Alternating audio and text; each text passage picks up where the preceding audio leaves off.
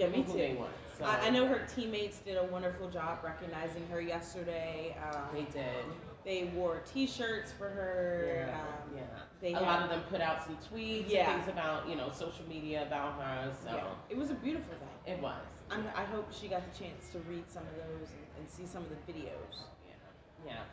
It definitely is devastating, but we're gonna be faithful that something's gonna be resolved sooner or later. And it's every time I think about how long it's been, last show Dr. Danny was mentioning that we're here a year into this, and it's just shocking when you think about it. A year is a long time to do anything. Right. Let alone be detained and somewhere you don't want to be and, away from family. So shout out to BG, that entire WNBA community. And really, the ultimate thing is, once this is resolved, let's hope for some change that prevents any one of the women of the WNBA from being in this. 100%. You all know the deal. You all can head to www.werbg.org or head to the link in our bio for more information and stay up to date on BG's situation. Go ahead and drop in the comments right now a little heart cheering emoji to send your best wishes to BG. All right, Steph. So, honey, the NBA is back. I love it. I love it. Okay. So who's your team? Okay, so I don't really have a team, and it's too early for me to call.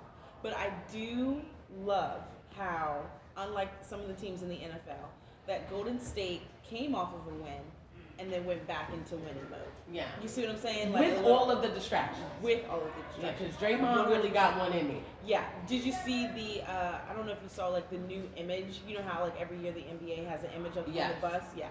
And Draymond was outside the bus. Draymond was outside. He wasn't even on the bus. So, distraction. Look, just to cover that very briefly, I'll say this. There are things like this that happen in all practices. I don't care if it's football, I don't care if basketball, baseball, teammates fight. Right. You're around each other all the time. I'm sure things get heated. It's like watching a pickup game at Rucker Park. Yeah, sure. Things happen. Right. It's the leak that created the big waterfall. Because if there wasn't a leak, we wouldn't even be talking about this. Not at all. It's not like, if there wasn't a leak, I don't think Draymond would have had time on the sideline. Yeah. No, I really don't. Not at all. I think that everybody there would have not to be a Troy Aikman, everybody would have put on their big boy pants in that moment and kept it moving. Right. So it's unfortunate. Yeah. That it happened. There is a level of sportsmanship and team relations that obviously needed to happen that Draymond forgot in that moment. We don't know the whole story. But, I mean, it was a heck of a punch. So, what I also thought was really good, obviously, the Celtics won, but they won with their interim coach. Yeah, Joe Mazzulla. Joe Mazzulla. How do you think he coached? I'll say this. This is the thing that bothers me most. Okay. The Celtics were already a winning team with their coach. It's not like he wasn't doing his job. Right. So again, this is one of those things. If it wasn't at risk, if it wasn't about the current temperature, the Me Too movement and everything else, and I don't want to put it on that in a way that's dismissive, but I think right now everybody's walking on eggshells. Everybody is making sure, well, let's do the right thing. My problem is, he wasn't losing. It was a consensual relationship. I know it can still hurt the organization, but I don't want to act like Mazzulla winning is some shocking thing because he's playing with a team that was built by a winning coach. Exactly. 100%. I think so you should win. Those boys went out there. They did exactly what they had to do. They know the game. A couple tough calls here and there. Whatever. Got through it. It's not. I mean, it's the first game. We're excited. If Mr. Core Mortgage Kellen was here, what would he say? He would tell us not to talk about the calls. There were some tough calls. There was, but that's always going to happen. In sports, and depending on where you sit on which side of the court you're sitting on, that was a good call. That was a good call. They'll look at it and say that we won it, right? So I just think that they played the way they've been playing under a coach who's been successful, a new head coach who's been successful. I'm more impressed that they're able to put the distractions behind them. Me too. I do not think that Joe Mazzulla did anything I wouldn't expect. Right. 100%. 100%. I think a lot of times basketball, unlike football and everything else, while they go to the sidelines and everybody's, talking X's and O's, I still think a lot of basketball is more intuitive. Well, most sports has a lot of intuition. But on the basketball court, a lot of times if the point guard is who he is, he's running. Exactly. So He's just gonna.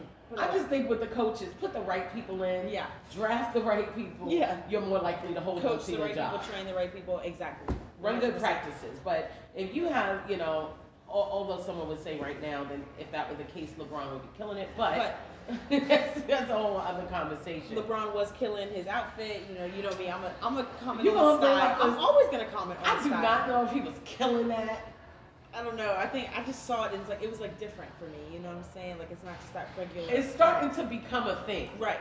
You know, he's ahead of the trend. Yeah, he's ahead of the trend. But you know what? He better win on that court. That's Yeah, all. because that's all. That's all. That's all we people out really there care about. about. Okay, they're not paying to see what you walked into the stadium. Exactly. With, Exactly.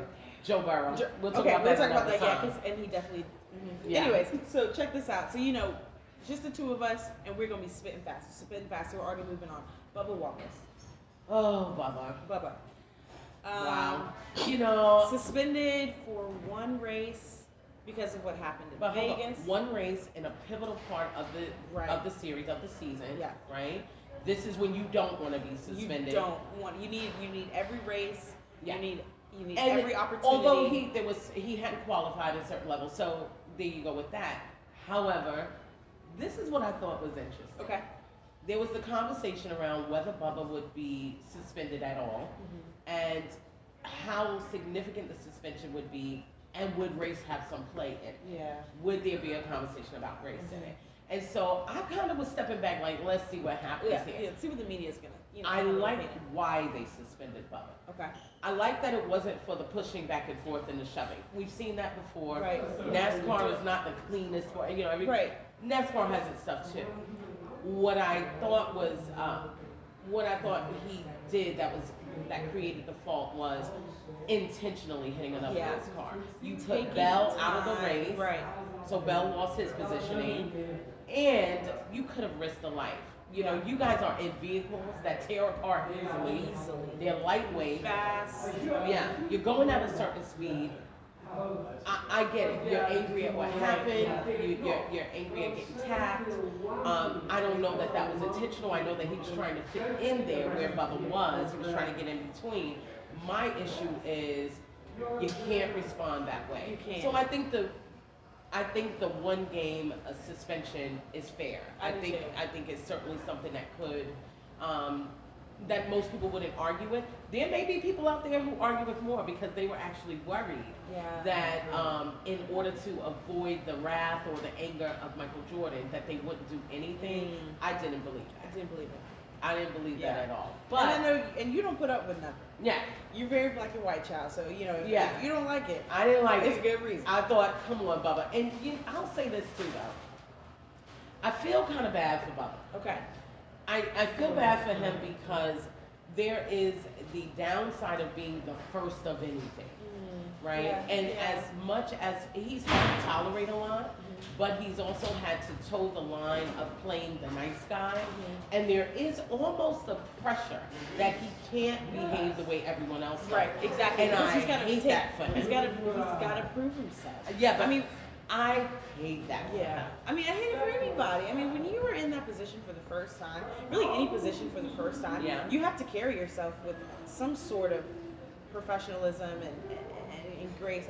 But I also think he shouldn't have to back down from certain confrontations simply because he's trying to, you've got to stand up for yourself, of course. But you don't know how that PR backlash is gonna come. Yeah, and it was not disappointing. I get why his team put out the statement that they did, but it was very clear that they didn't like his behavior as well. You could see they're not going to be. They're not going to contest anything. They're not going to take it to NASCAR. I think it is where it is. Who knows if there will be more backlash? I do feel like him being Bubba made this an even bigger conversation than it. Because of the weight on his back. Yeah. I'll tell you this though, if Bubba had a team like Jalen Hurts, an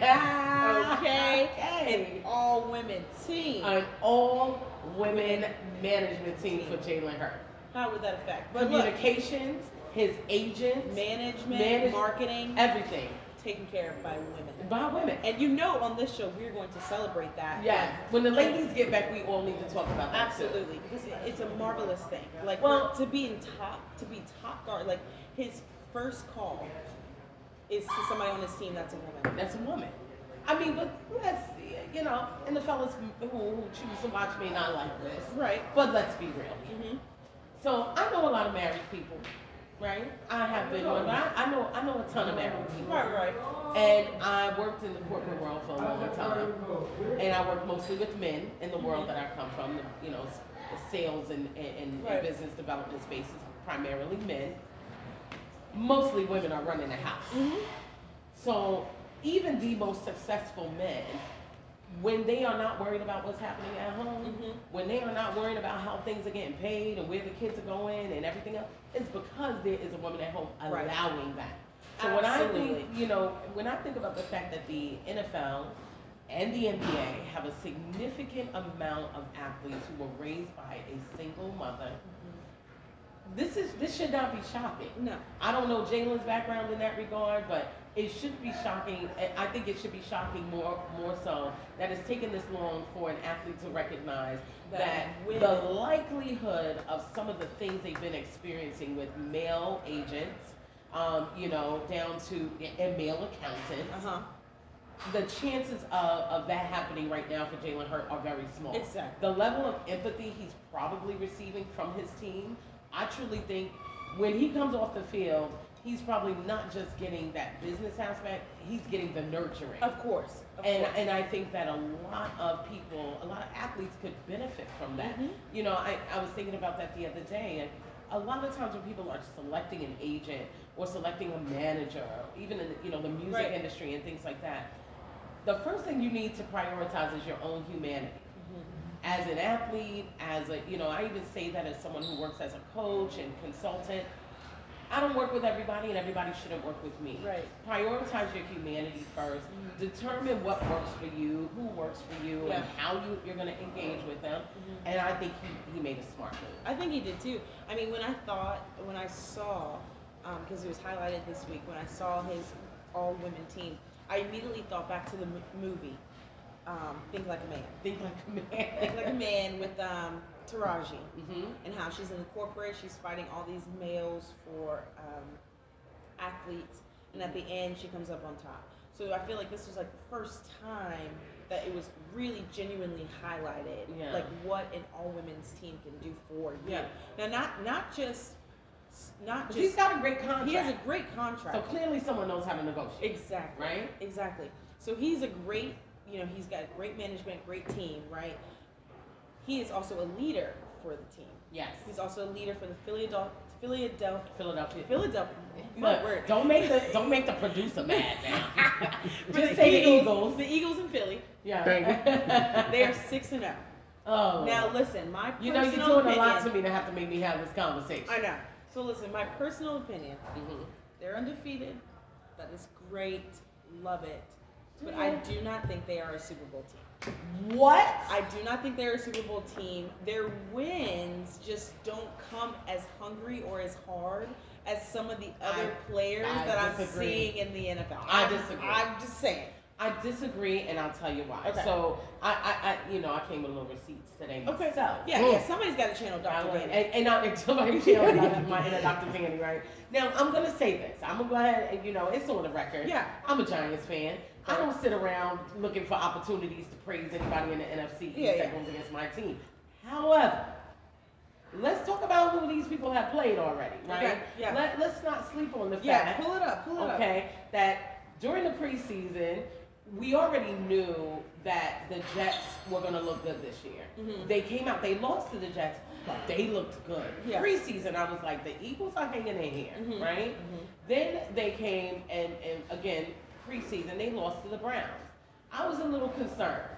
But when I started seeing some of the changes they were making during the preseason to the offensive line, to the defensive line, and what they were doing with that, I knew they were ready. So they come out, they beat the Lions.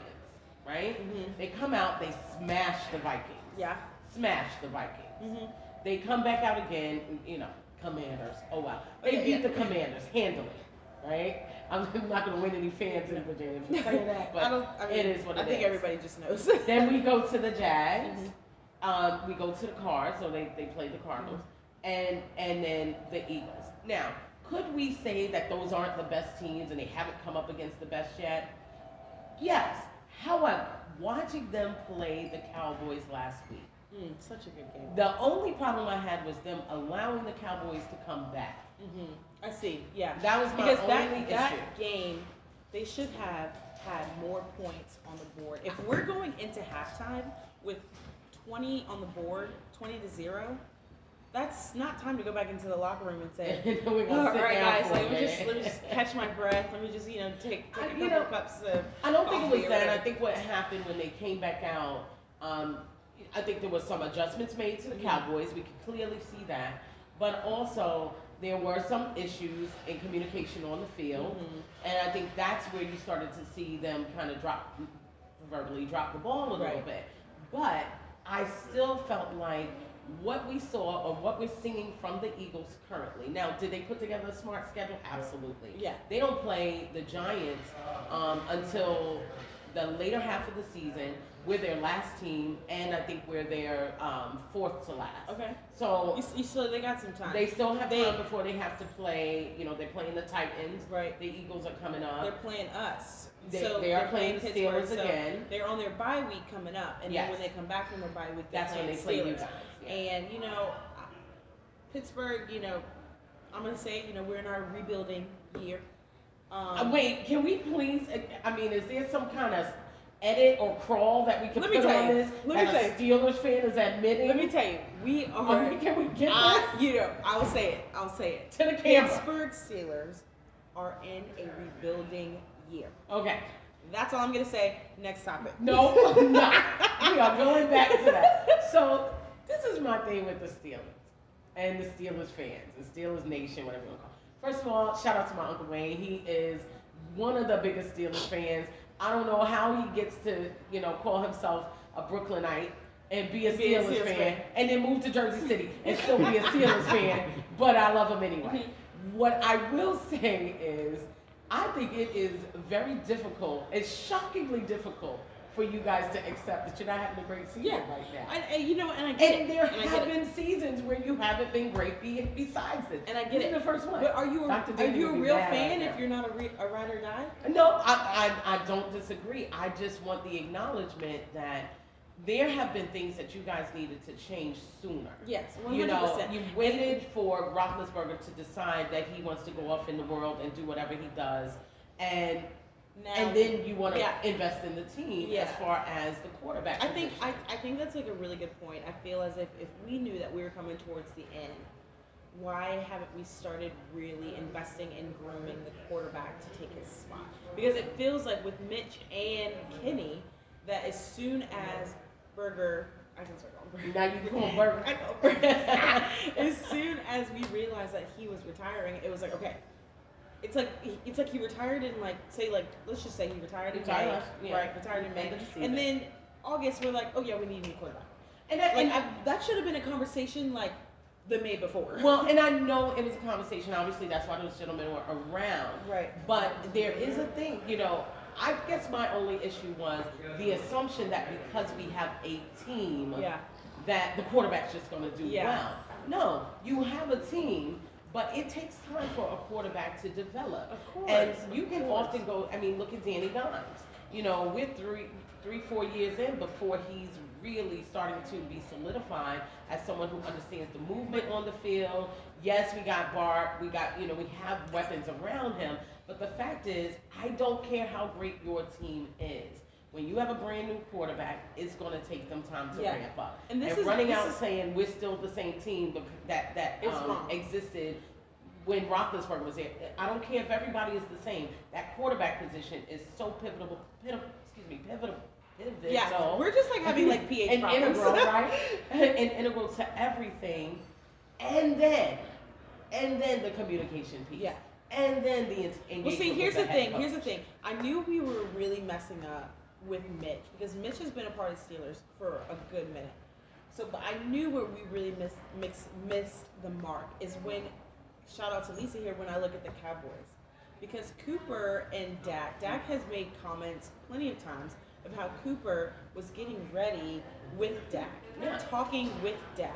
So was there a relationship with Ben and Mitch to produce some Doesn't sort look like of, it. it doesn't look like it. To produce some sort of, hey buddy, when I go down, I need you to be on kind of the same level as me or think the same as me, because when you go out there, we don't have time to tell the rest of the team, oh, this is what we're going to do. They're Right. already used to what they're going to do. Right. And And so that's the conversation that it looks like that Dak and Cooper had, that you kind of wish, as a Steelers fan, that you hope that Ben and Mitch had. But it Yeah. looks like how the team is playing that it doesn't.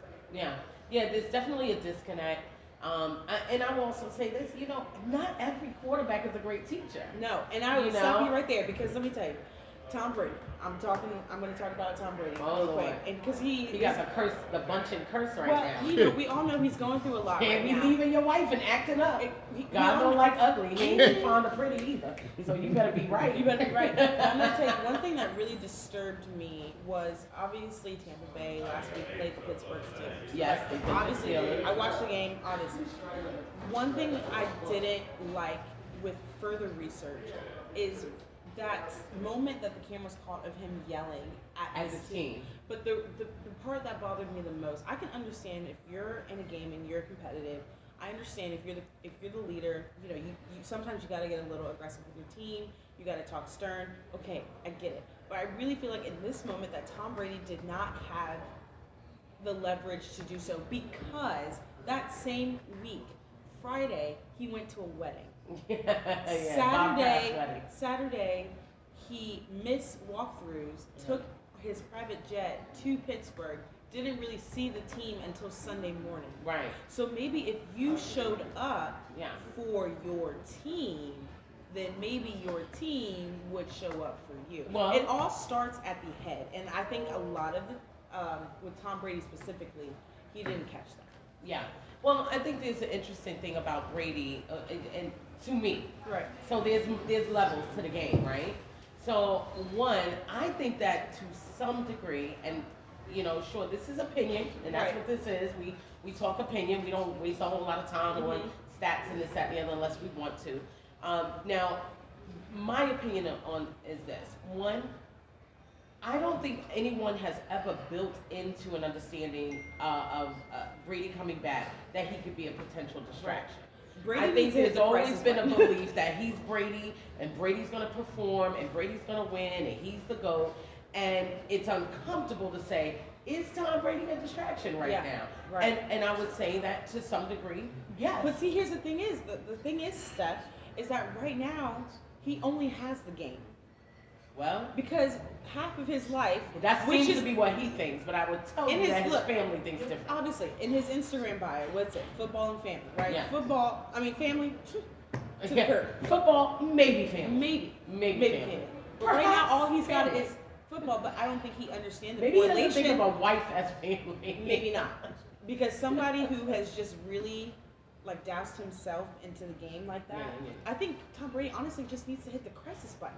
Like, my guy, you are not My okay. God. This is not your season. It is okay. But I think it's even deeper than that. I think that it's important for the people who run the organization, right? And the Glazers are deeply vested in, soccer or English Right. English football, British football, whatever you call it. They're deeply vested in all of their teams and where they've invested their money. Tom Brady should not be the person you make all of your decisions on. There are other careers that are being impacted by his level of gameplay or where he is in his head at this point in time. And I do think it's important for management. I also think it's important when you're a first-year head coach in an organization, within an organization that doesn't hire a lot of head coaches that look like you, to step up and say, you know what, maybe you're not my guy right now. Now, is everybody going to be excited and happy when you bench Brady? No. But maybe Brady needs a moment. He does. And I feel like it's become too difficult for people to critique certain athletes or certain level of athlete. We would be having a back and forth if it was LeBron, if it anybody, back in the day when Michael Jordan, you couldn't critique Mike, and off is off. If you're having an off game, you're having it off multiple games. There are several times that I've watched Brady this season, and I have truly felt like you're making it look like Gronk was the reason you were right, exactly, doing what you were exactly. doing, and I know that's not true. I know that one monkey don't stop the show, as Right. they say. But I'm really questioning his ability to be a great leader right now on a team that has a lot of moving parts. They brought in some individuals, Julio and some others, Yeah. from other teams.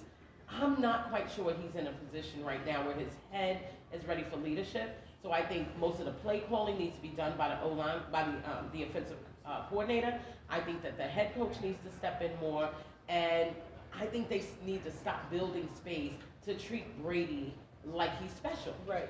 This is not what the game is about. This is not. We want to see a game. Yeah, we want to see everybody excelling. Exactly. And no different than any other quarterback. If he's not excelling, if there's something that's off, I feel like they're making a lot of accommodations for someone who clearly wanted to come back. Of course. It wasn't like they had to beg him. No. It took him 40 come days. Back. Right. He wanted to come back, which means the quickness in which he turned around his retirement, you didn't want to leave in the first place. Right. So I don't understand the significant amount of concessions being made for him. Obviously, he needs a break. But he needs a break. He needs a break. Well, we're running out of time, so we're going to go into our last segment of the night called Another Thing. Usually, us ladies here on Women Speaking Sports, we live different lives, and we come together and we do our thing, but we also do things outside. So, Steph, and another thing, do you have any promotions, or is there anything out there that you just want to highlight at this time? What I want to highlight is the local business community. There's a lot happening right here in our own backyard of Richmond, Virginia, and the 7 cities, as they say. And people are going through a tough time. Right. As someone who works as a small business consultant and entrepreneur coach, there are a lot of people that are jumping in to the small business world and things like that. And there is something I was talking about with a friend of mine earlier that I feel is important to say. And so my another thing is, whatever you decide you're going to do, whether it's professionally, whether it's part of your career, whether you're building a business, for a long time everyone's writing their mission and vision statement, and I teach a class that digs a little deeper. I think that too many people are forgetting to connect their mission and vision outside of the business plan. Like looking internally and saying, well, first of all, what are my human characteristics? Right. Before I make these decisions, not just about my career, but about a business or things like that. What are my human characteristics? You see a lot of people now talking about quiet quitting and all these other elements, and I'm like, that is how people are quietly quitting on their own businesses. 100%. Yes, employees are quietly quitting, but I would state that so many people are in a state of flux right now, and it's not just about the economy and inflation or whatever it is, or politics. It's because you're not doing the thing you truly were meant to do. Yeah, that's and, good. And that's good. something that I really want to challenge people in my another thing moment is, we can take it right back to sports, even with Brady. Is this really what you're meant to be doing in the moment? Your mission and vision isn't always about the end game. It's not always about the dollar. A lot of times you need to step back and question, is your mission and vision truly connected to who you are as a person, what your intentions are, what you want to be doing. You can call it the why, but it's, are you meant to be doing that thing that you're pushing yourself through, or are you just following a trend? Right. Are you working for that organization because they pay you well but you're unhappy? Don't quietly quit. Go and do something that doesn't force you to quit on yourself. Exactly. And look, Tom Brady, he's already got something lined up, if I'm not mistaken. Right, go do your Fox Sports He's already got thing, his Fox Sports thing. So does he really need the game if he's going to Don't have the quietly game for the quit. rest of his life? I don't know. But my another thing is, I found that was super interesting that came up and was highlighted this week is Major League Pickleball is starting to become a major thing to the point where LeBron and Tom Brady have already invested in teams. Yes. And I think that that's just like really extraordinary because I'm not gonna lie, when I used to work for a company and we started pickleball, the only people that I saw come in and play pickleball were the elderly women. And I was still like, wow, like they can move. You know, like I hope I can move like that at that age. It requires some But movement. you know, the fact that it's becoming major league is very interesting to me, and it's really exciting that in my generation I get to see a sport really kind of come up. Yeah. And this is exciting to where, like, you know, I'll get to see how it comes up. Like, how are the rules? How's the schedule made? Who's investing? Yeah. Are they going to turn it into something major? Like, yeah. What's going on? So this is like a really exciting time. You think pickleball's going to have a Savannah Banana kind of aura? I hope so, because the Savannah Bananas are like trend setting in the marketing field, and it just blows my mind. I watched the video on how they started. Yes. I mean, they just allowed fans to just kind of walk into the arena and just have fun. Enjoy the game. Enjoy the game. I like your another thing because it also highlights that sports should be fun. Right. And it should be accessible to everybody. You know, Because and whether it's the conversation surrounding sports or it's the actual inclusion. Right. They're talking big stuff about They're talking pickleball. big I stuff. don't know. I'm trying to go to the first. I'm trying to go to the first. Yeah, and we're gonna go. I'll watch, but I don't know about. No.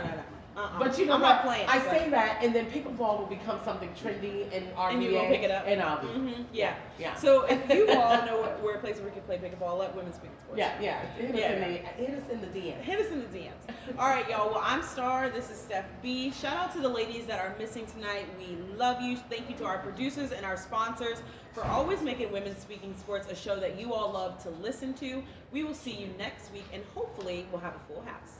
That's right. Recording stopped. How was that, Mike? Yay! Excellent, Oh, ladies. we had a fan. Excellent, ladies. That's it.